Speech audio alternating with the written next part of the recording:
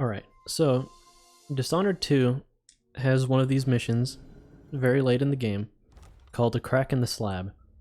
And through most of the game, you have superpowers that let you blink or slow time, etc.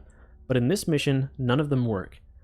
On top of that, there's a mechanic that allows you to move forward and backward in time at will. And another problem is that in the past, where you want to be, there are a lot of enemies in sometimes very confined spaces. So for some people, actually for pretty much anybody who plays this game, being perfectly stealthy and not killing anyone is incredibly difficult. So I'm going to share some strategies that I've used, and this is the best route that I know of to get through this without getting any kills. Now I think I have some text over there.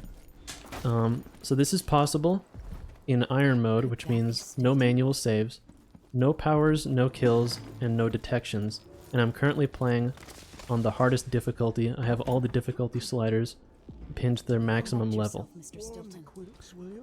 So anyway, the first part where I was just running, you have basically no risk of being seen by enemies, so that doesn't matter too much. Now we're in a cutscene waiting to get this tool that lets us move forward and backward in time. So the most important thing for being stealthy is staying in the present as much as you can, because the building is much less occupied than it is in the past.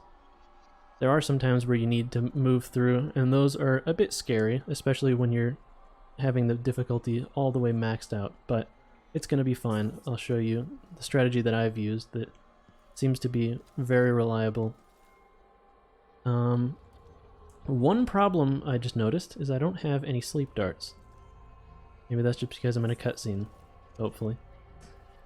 But anyway, you want at least one incendiary bolt, and you need at least, bare minimum, one sleep dart.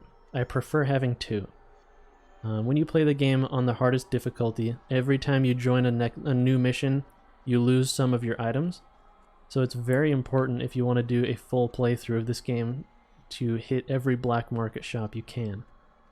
Because things are just gonna disappear out of your inventory for difficulty's sake. So let me check. I've got one incendiary bolt and two sleep darts, that's perfect.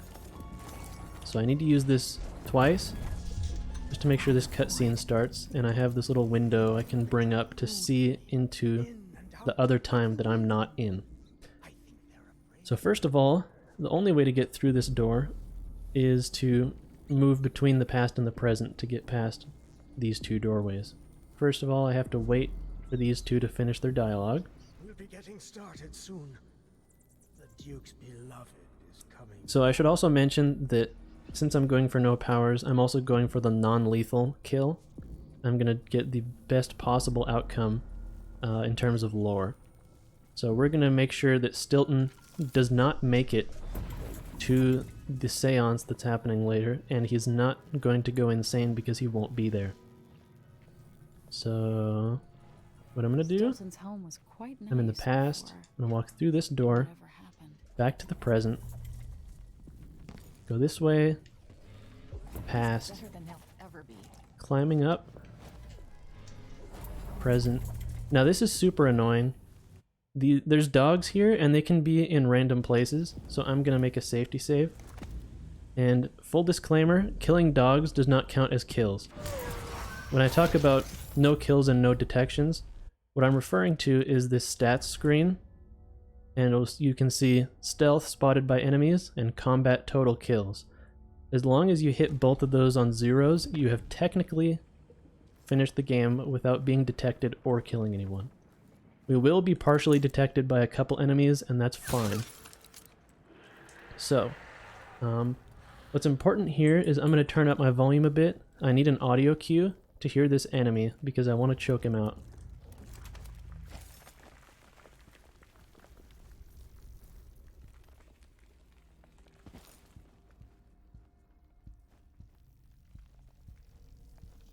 Okay, he's walking over there. I'm gonna climb up, and I'm just gonna choke him out.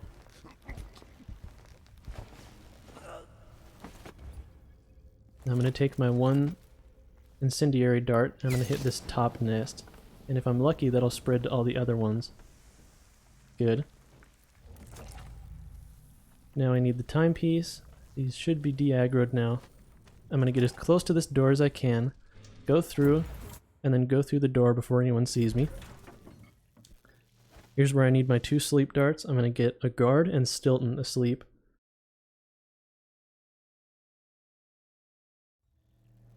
Make sure you crouch or you will be seen.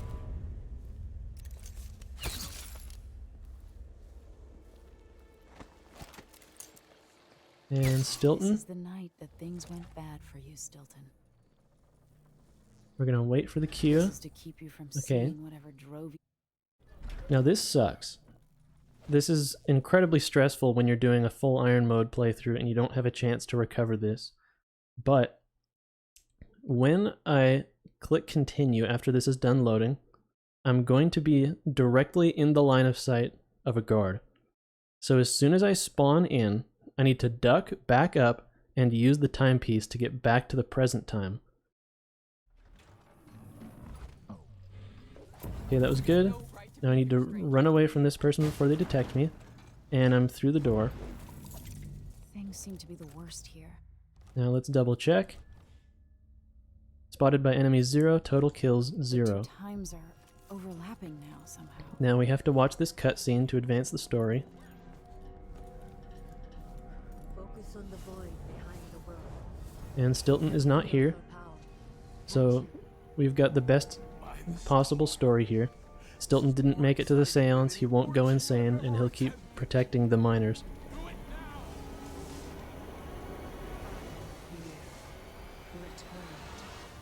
From the cold, from forever. She lives.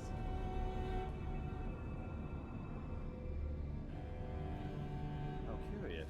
It seems to have worked.